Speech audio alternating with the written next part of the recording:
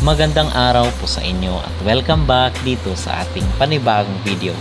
Mga kapolitika, atin pong pag-uusapan itong naging sagot ni Chelsea Fernandez dito sa VTV channel sa Vietnam kasi natanong rin po siya ng similar katulad doon kay Atisa Manalo ng kanyang naging karanasan na hindi kaaya-aya. So pinag-uusapan kasi ito dito ng mga Vietnamese na ikukumpara nila actually itong si Chelsea Fernandez at dito kay Atisa Manalo na sa ngayon ang sabi nila is mas gusto na daw nila itong si Chelsea kung ikukumpara dito kay Atisa Manalo kasi yung ibang mga supporters, Vietnamese supporters ni Atisa ay gusto nga na mas gusto na daw itong si Chelsea Fernandez dahil doon sa nangyari sa kanyang controversial na video. And ngayon naman ang sabi nga nila ay gusto daw nilang ipaban itong si Atisa dito sa Vietnam. So yun yung sinasabi ng mga supporters. So ngayon ay merong interview itong si Chelsea Fernandez dito sa VTV channel na isang sikat na TV station sa Vietnam at ang sabi ay ito kasi yung naging sagot niya mga kapolitika. VTV asked the question, which experience from beauty pageants was so bad that you would want to erase it from your memory? Chelsea, Miss Cosmo 2025 first runner-up, didn't mock or ridicule any organization. Instead, she shared, honestly, everything that happened and every competition has forged the person I am today. Since all of them are a part of my journey, they are the pieces that help me grow more mature. Therefore, I don't want to erase any memory in the beauty industry, no matter how bad that experience might have been. So ito yung kanyang naging sagot na kung saan ay naikumpara nila doon sa experience ni Atisa Manalo na kung saan ay binahagi niya doon sa interview ni Vice Ganda. So ano ba yung ating masasabi mga kapolitika dito sa naging sagot ni Chelsea Fernandez sa kanyang interview na kung meron di umanong isang karanasan na gusto niyang burahin? So, ang masasabi ko naman ay iba-iba naman kasi ang mga tao, mga kapolitika. Hindi mo pwedeng kontrolin yung isang tao na ganito yung dapat na ikilos niya, ganito yung dapat na isagot niya, ganito yung mga sasabihin niya. So, hindi makontrol. Yun lamang po ay iba kasi ang experience. Wala naman tayong nabalitaan na talagang worst na near to death experience dito kay Chelsea Fernandez. Unlike doon kay Atisa na ang sinasabi nga niya ay may halintulad sa isang pelikula or isang film na Final Destination. So, iba-iba kasi ng experience yan. At dito naman kay Chelsea Fernandez, wala naman tayong nabalitaan, narinig or nabasa, napanood na ganoong similar na experience.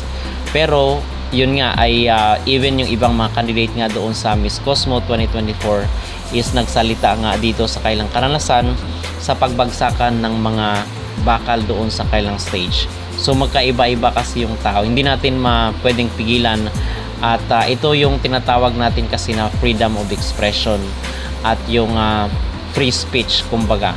Okay, so hindi natin mapigilan si Atisa na kung ano yung sasabihin niya at I believe naman na nagpakatotoo lang itong si Atisa kung ano talaga yung nangyari doon at ano yung kanyang karanasan.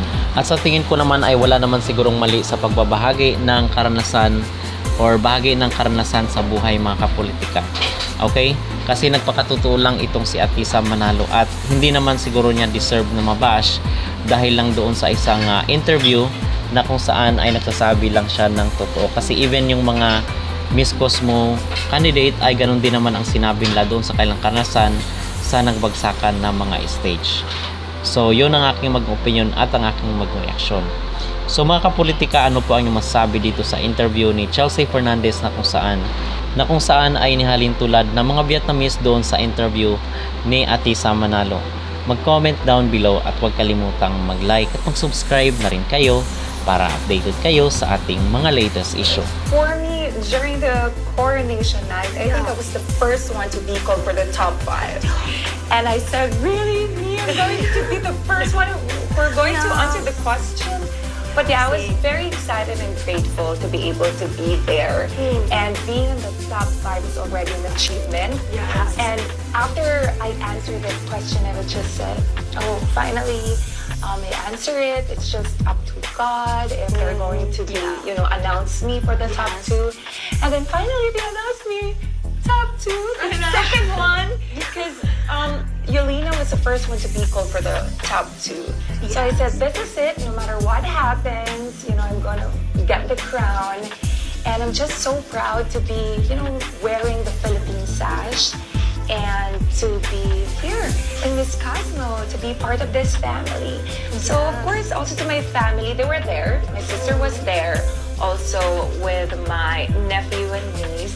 They really cheered for me. They actually waited for me, but after our coronation, after the crowning moment, we already had a lot of interviews, a lot of shoots. Like, wow, this is it. After the coronation, after the crowning moment, we already had to do our responsibility and duty as the queens. The rules started immediately. Oh, Yeah, I know. that's true.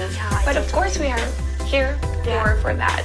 Excited, I totally understand because I'm the original. I can imagine.